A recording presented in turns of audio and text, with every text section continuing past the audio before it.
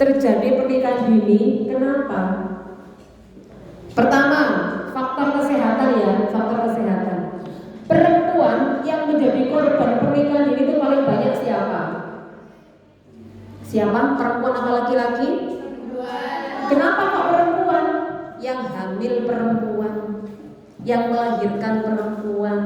Kebanyakan yang merawat anak siapa? Laki-laki apa? Banyak kejadian digambarkan dalam sebuah film misalnya, yang perempuan sudah begitu capek menjalani masa reproduksinya, perempuan begitu capek menjalani rumah tangganya, yang suaminya apa? Karena belum punya pekerjaan tetap, karena pernikahan dini, main HP. Kita udah ya, main game. Mau yang seperti itu? Yang rugi siapa? Kalau perempuannya nggak mau, otomatis laki-laki juga nggak punya dong. Mau menikahi siapa? Perempuannya berdaya semuanya, berprestasi semuanya, maju pikirannya semuanya. Ya mau nikah dengan siapa? Gitu ya. Jadi maju dirimu, majukan pikiranmu. Bukan berarti yang laki-laki tidak penting, sama pentingnya mas. Laki-laki itu calon pemimpin rumah tangga harus lebih berkualitas dari perempuan. Sama-sama harus berkualitas. Perempuan calon ibu, laki-laki calon pemimpin rumah tangga, maka harus sama-sama berkualitas. Kalau antara ibu dengan pemimpin rumah tangga sama berkualitas, maka akan terbentuk rumah tangga yang berkualitas juga. Anak-anaknya berkualitas, kehidupannya berkualitas, semua berubah. Kalau dulu kehidupannya hanya begitu-begitu saja, hanya stagnan, maka akan lebih baik lagi. Ya, ini dari kesehatan. Kenapa kok dilarang perempuan kalau masih kurang umur melahirkan? Orang menikah kan pada akhirnya melahirkan. Apa yang terjadi? Dia akan rentan terjadi ibu meninggal atau anaknya stunting. Bisa jadi saya yang tidak begitu tinggi ini, atau kalian semuanya coba misalnya badan saya kok gak begitu bagus, kok gak tinggi kayak para model itu ya. Kok gini-gini aja, karena korban pernikahan dini. Bisa jadi. Bisa jadi kita termasuk korban pernikahan dini. Maka jangan menciptakan korban-korban selanjutnya. Difahami ya? Cukuplah saya sebagai korban pernikahan dini dengan tinggi badan yang hanya 150 cm. Padahal kalau model itu segini loh ya. Saya naik sepeda vario aja sampai tak nugo soko, harus pakai sandal tinggi. Korban pernikahan dini dulunya. Maka itu saya tidak mau menciptakan keluarga berikutnya yang sebagai korban pernikahan dini. Saya menikah di usia 24, selesai kuliah, selesai semua baru bikin nikah. Suami saya umur 29 dengan bekal pengetahuan yang matang, pengetahuan yang penuh, apapun kehidupan rumah tangga dipahami dulu, baru menikah. Anak saya sekarang tinggi semua. Jadi saya kalau bicara anak gini ke anak saya. Nah, ngomongnya gini sekarang. Seperti itu ya dalam ciptaannya. Perempuan kalau kurang umur melahirkan, kenapa bisa resiko? Andai saya bawa serat mungkin bisa. Tulang pinggul perempuan itu tempat jalan lahir kepala bayi, tulang pinggulnya.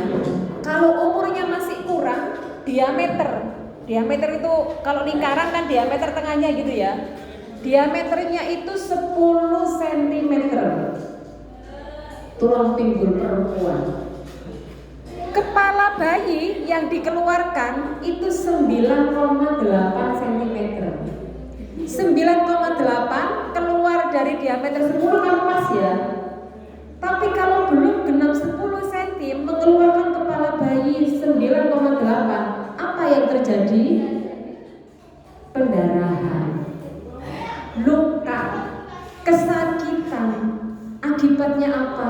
Bisa jadi ibu meninggal dunia. Itu dari segi kesehatan. Dari segi ekonomi misalnya, orang yang pernikahan dini otomatis putus sekolah. Kelas 2 SMK atau kelas 3 SMP menjelang ujian sudah putus sekolah karena menikah. Dia punya ijazah apa tidak? Orang tidak punya ijazah sulit nyari kerja apa tidak? Akhirnya apa yang dilakukan? Kehidupannya secara ekonomi tidak akan membaik. Mau kerja apa? Sedangkan karyawan toko saja minimal ijazah SMA, SLTA, SMK, SLTA, MA itu minimal. Dengan ijazah yang kurang mau kerja apa? Jangan khawatir Bu, bapak saya itu kaya raya. Hartanya tidak akan habis 7 turunan. Itu harta bisa saja habis kalau tidak bisa mengelola. Jangan diandalkan. Secara ekonomi akan ada akibat di sana. Secara pendidikan juga akan terputus. Tidak bisa sekolah lagi. Mana ada sekolah yang menerima orang hamil? Mana ada lembaga sekolah yang menerima orang yang sudah punya surat nikah? Gak ada, kecuali kuliah. Jadi kalau misalnya mau menikah, nanti terpaksa harus menikah misalnya, nanti ketika sudah lulus SLTA, daftar kuliah, tengah-tengah kuliah mau nikah nggak apa-apa, lanjutkan kuliahnya, pendidikannya jalan, keluarga jalan. Jangan sampai putus di tingkat sekolah, rugi sendiri. Dipahami ya, itu dari pendidikan. Dari segi emosional, orang menikah yang kurang pengetahuan, dia akan rentan kena KDRT. Seperti apa misalnya? Sedikit-sedikit tengkar, lempar piring, lempar gelas, perang, kamu itu perang. Karena dia tidak bisa mengelola emosinya, gitu ya. Gak bisa. Contoh sekarang, saya contohkan. Dulu sebelum saya menikah itu saya sudah kenyang ilmu parenting, ilmu cara mengasuh anak, ilmu reproduksi, bagaimana hubungan suami istri, ilmunya bukan prakteknya ya, ilmunya. Bagaimana cara mengelola rumah tangga, bagaimana menghadapi orang ketiga, mertua, orang tua, ipar, itu sudah kenyang dulu. Begitu saya menikah, melahirkan, di umur 25 saya melahirkan, punya anak pertama. Ibu mertua saya bilang apa coba? Mundi bayi, jok makan cukup. Takok aing sosona amis. Degi anak gede amis. Bilang gitu mertua saya. Kenapa ibu mertua saya bilang begitu? Beliau orang awam, tidak tahu ilmunya, keterbatasan pengetahuan. Padahal ikan itu omeganya tinggi, sangat baik untuk pertumbuhan otak anak. Kalau otaknya bagus pertumbuhannya, maka dia akan cerdas, pinter. Itu harapannya. Banyak mengkonsumsi ikan, maka pertumbuhan otaknya akan baik. Itu teori parentingnya, teori kesehatannya. Ibu mertua karena keterbatasan pengetahuan bilang seperti itu. Jangan dimakan ikannya, nanti amis anaknya. Saya sebagai menantu yang sudah cukup bekal matang secara emosi, secara pengetahuan, tidak usah melawan. Kalau dilawan, ibu itu tidak benar, itu malah salah, yang berjilat tengkar akhirnya. Oh, mantu kurang ajar ini. Jadi begitu, walaupun yang diomongkan benar, bisa salah kita. Apa yang saya lakukan dengan kematangan emosional, dengan pendidikan yang cukup? Mertua bilang begitu, jangan makan ikan, nanti anaknya amis. Enggi. Saya cukup bilang enggi, nggak usah buat masalah. Ini mengatasi masalah namanya. Padahal saya butuh ikan untuk asupan gizi anak saya. Bagaimana caranya? Di depan mertua saya bilang enggi. Mertua saya pergi, saya makan ikannya. Habis 1 piring. Aman tidak? Aman. Kita tidak usah tengkar dengan mertua, tapi gizi saya terpenuhi. Habis makan bareng suami satu meja. Habis makan tulangnya saya taruh di piring suami. Sudah joinan karena sama-sama dewasa. Ya, jangan bilang-bilang ya, Oke, kata suami, kita harus kerja sama untuk kebaikan. Karena butuh gizi untuk anak, habiskan. Aku ngalah, aku nggak usah ikan. Kamu aja yang menghabiskan. Mertua datang lagi, kita bilang, oh pinter, mantuku nurut, toro ocak. Itu nggak ada tulangnya di piringnya. Baru sudah habis 1 piring, bro. Itu cara kita mengatasi masalah. Kalau secara pengetahuan dengan psikologi kita sudah matang, sudah siap berumah tangga, akhirnya nggak jadi tengkar, nggak perlu pertengkaran itu. Lain kalau emosi kita kurang matang, wah bisa rame. Wah salah itu kok, menurut guru saya begini. Wah tengkar, dipulangkan nanti. Pulangkan saja itu nanti. Ya, itu pentingnya orang kalau sudah cukup umur, cukup pengetahuannya, cukup pendidikannya, kita bisa mencari jalan keluar untuk masalah yang kita alami. Kita bisa mengatasi apapun masalah yang menghadang kehidupan kita. Jadi sekolah itu penting apa tidak? Bukan hanya sekolah di lembaga formal di dalam kelas, tapi juga sekolah kehidupan. Lihat teman-temannya yang sudah menikah. Ada yang sekarang SMK kelas 1 temannya sudah nikah, ada enggak? Ada. Gimana kehidupannya? Pagi-pagi paling gendong anak gitu ya. Kelas berapa? Mas tongkok merah temannya yang nikah dulu kelas berapa? Kelas 3 sanawiyah. Sudah sampai lulus apa tidak? Tidak sampai lulus ya? Sampai lulus, tapi dia hanya punya ijazah SMP. Sekarang apa yang dia lakukan di rumahnya? Kerja apa, Mas? Apa yang bisa dilakukan pekerjaan dengan hanya ijazah SMP? Ngarit, makani embi, ngowan sapi, apalagi masak bako, apalagi tokar. Itu sangat memungkinkan, tokar itu sangat memungkinkan. Marah buat aku, anaknya raja. Laku apa? Dia laku tak nemu.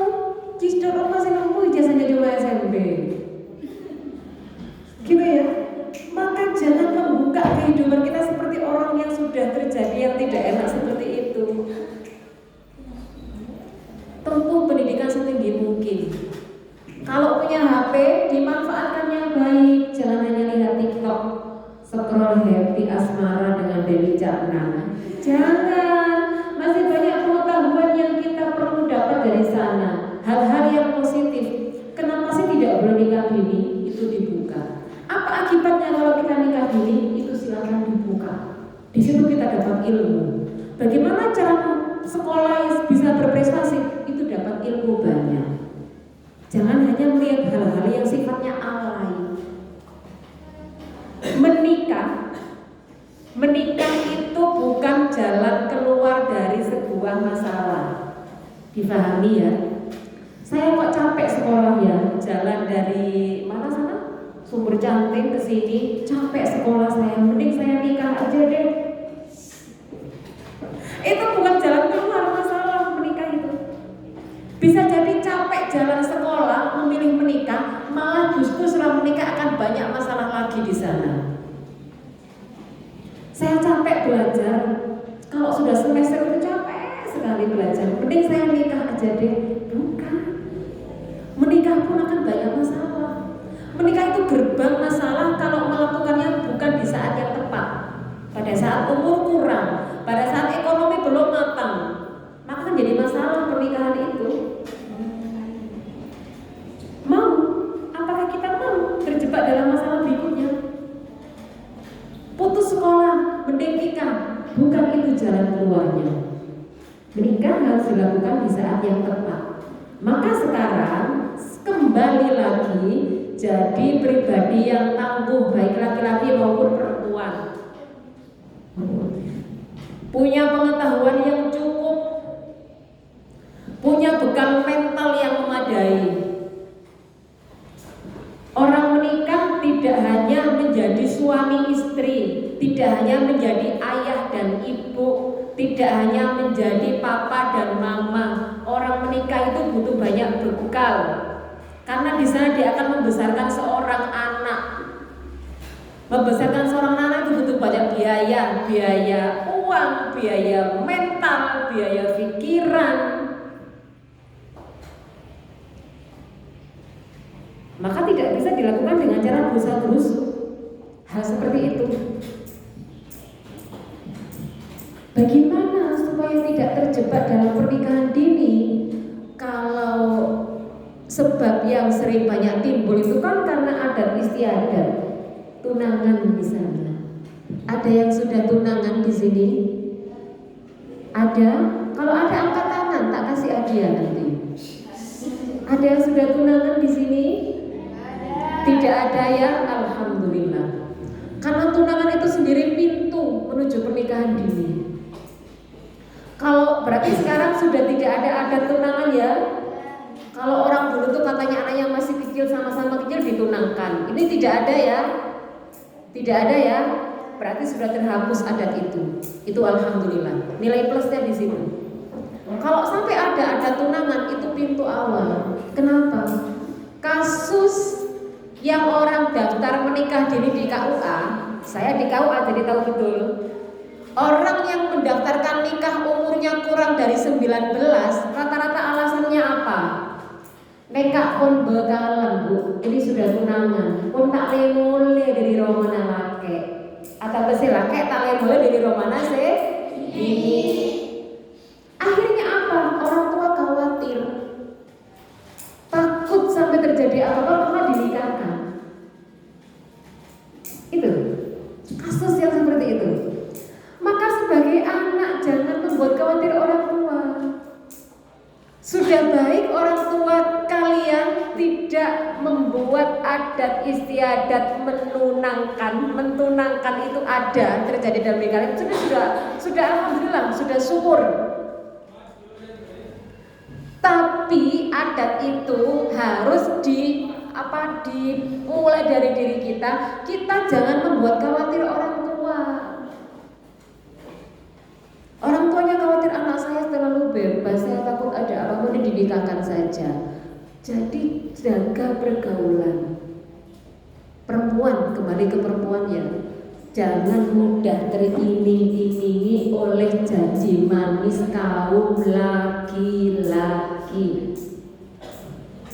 Seperti apa misalnya? Ya, kita kan sudah pacaran lama.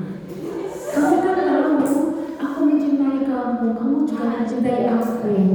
Keluar rayuan si laki-laki. Ya, aku minta bukti dong, bukti cinta kamu. Apa? Aku ingin menciummu. Ini contoh ya, contoh. Karena merasa nggak enak, ini kan bukti. Oke lah ya, nggak apa-apa dikasih kelas 1. Sudah dapat 1 nggak akan berhenti tuh laki-laki. Besoknya diulang lagi. Yang aku percaya, kamu mencintai aku tulus. Begitu pula dengan aku. Cium lagi yang satunya yang kasih lagi 1. Sampai kemana-mana awal pintu zina dibuka, akhirnya minta terlalu dalam atas nama cinta yang salah. Akhirnya apa? Terjadi yang tidak diinginkan atas nama bukti cinta yang salah tadi itu. Akhirnya MBA, Hamidun. Akhirnya kebanyakan yang menikah di KUA apa? Kalau tidak hamil, ya karena orang tuanya khawatir. Itu rata-rata alasannya. Alasan seperti ini siapa yang membuat? Ya kalian sendiri, bukan orang lain, bukan pihak pengadilan agama, bukan kepala KUA, bukan kepala sekolahnya. Kenapa? Salah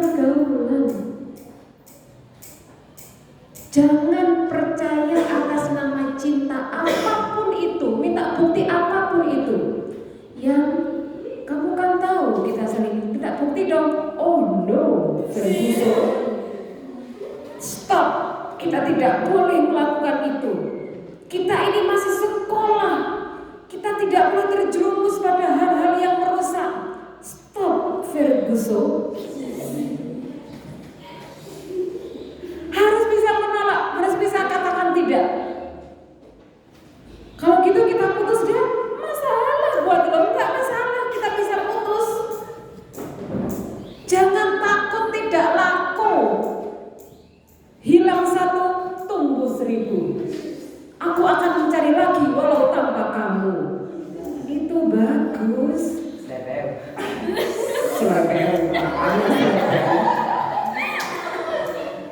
Jadi jangan pernah tergiur oleh rayuan-rayuan yang akan menjerumuskan, merugikan kita, terutama perempuan. Kalau perempuannya berani menolak, bisa apa laki-laki?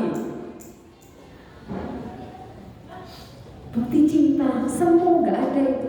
Pospro itu nggak butuh cinta. Atau tanda ikatan, sekarang bahasanya aneh-aneh. Perlu tahu sebagai kaum muda ya.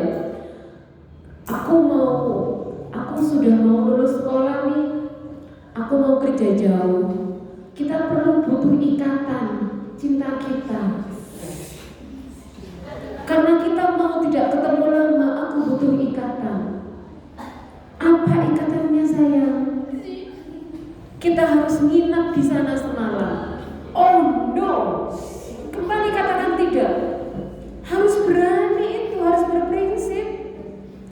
Kalau kita gimana ya, kalau nggak dikasih aku diputusin, nggak masalah diputusin, nyari lagi, nyari yang berkualitas.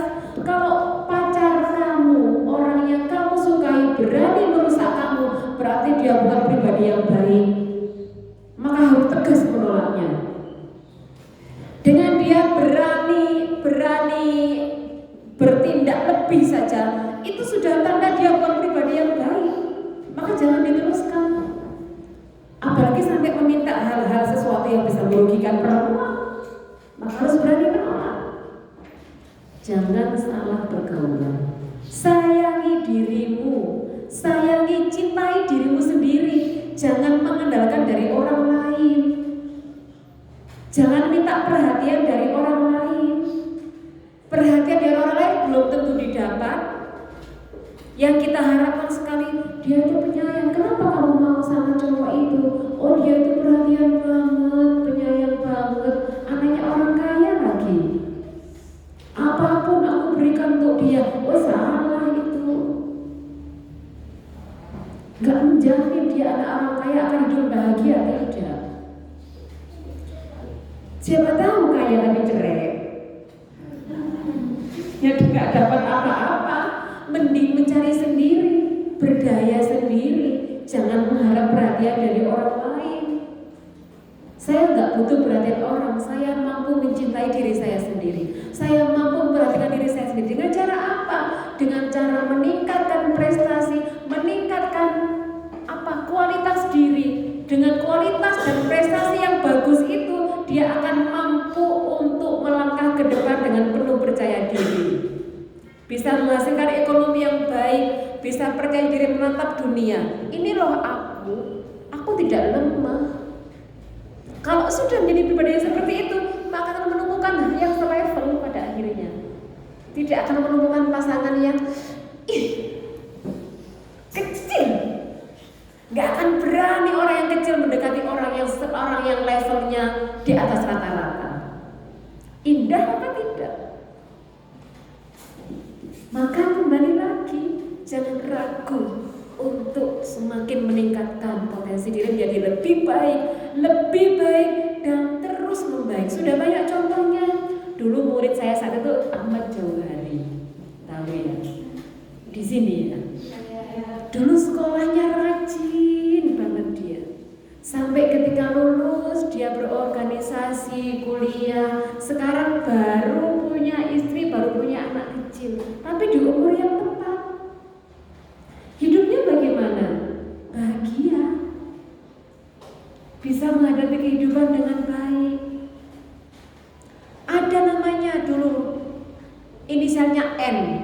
Kelas 3 SMP NU di di sini cantik, pinter sebenarnya di kelas, tapi dia memilih menikah karena dinikahkan dan tidak bisa menolak kehendak orang tua.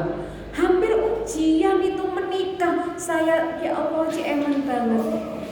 Kalau kita anak mohon maaf ibu, mohon maaf saya masih mau sekolah, saya mau lebih baik kehidupan saya ibu, mohon maaf ibu, boleh minta saya apapun asal jangan minta saya untuk menikah. Saya masih ingin membangun hidup saya. Tegas, apa itu akan jadi anak durhaka? Tidak. Kita tidak akan menjadi anak durhaka hanya dengan menolak sesuatu hal yang sekiranya akan mendatangkan mudarat untuk kehidupan kita.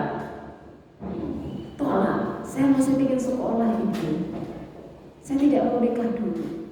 Akhirnya apa? Nikahlah si N ini.